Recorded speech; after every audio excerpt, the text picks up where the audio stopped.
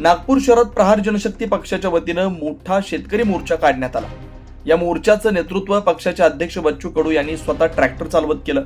शेतकऱ्यांच्या हक्कासाठी काढलेल्या या मोर्चात महादेव जानकर, रविकांत तुपकर यांसारखे प्रमुख नेते सहभागी झाले होते। काँग्रेसचे प्रदेशाध्यक्ष हर्षवर्धन सपकाळ यांनीही आंदोलनाला पाठिंबा दर्शवला।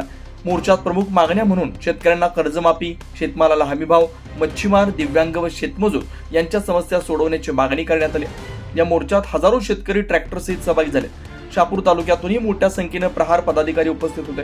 यात प्रहार जनशक्ती पक्ष तालुका अध्यक्ष वसंत पानसरे, सल्लागार रामचंद्र मडके, सल्लागार वामन केदार, सचिव विनायक बोंद्रे, युवा संघटक मयूर किरपण, नितीन कुडव, प्रवीण अंदाडे यांचा समावेश होता।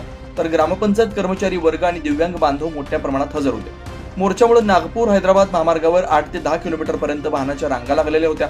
संध्याकाळपर्यंत मागण्या मान्य झाल्या नाही तर मुख्यमंत्री निवासस्थान रामगिरी बंगल्यावर जाण्याचा इशारा बच्चू कडू यांनी भाषणादरम्यान दिला। मस्त जेवण करो, बाजूनच रेल्वे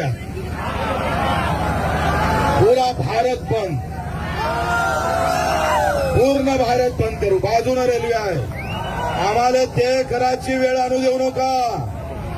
आम्ही रूळच ठेवणार नाही रेल्वेवर। हार उकळून फेकू आता। आम्ही ठरून चुकलाय। डोक्यावर कफन बांधून आलो आम्ही।